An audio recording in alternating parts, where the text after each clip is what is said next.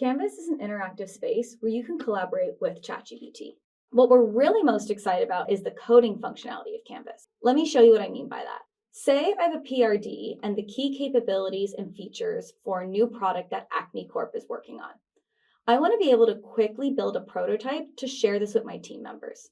So here's a look at the PRD that I would need to build into my prototype.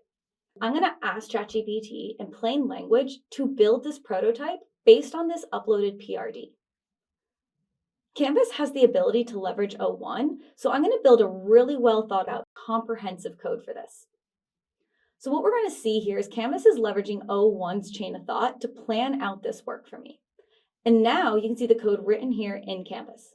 So despite me not really knowing how to code or where I should even start with this, I can mock up a prototype really quickly. Like before, you can edit code directly within Canvas and ask questions about certain lines of code here. Using the shortcuts bar, you can also get inline suggestions, ask for improvement, port, debug, and even add in logs and comments. What we're recently released though is code execution for HTML and React. So which means I can go over here and click on preview and the visualizations are going to appear and I can even interact with this. So right now I have a really quick prototype of my unified analytics dashboard.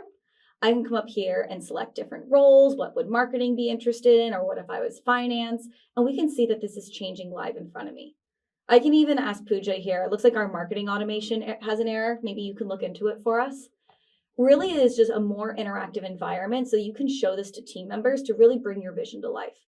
Canvas runs in a sandbox environment, so I can make API calls with network controls for security, of course.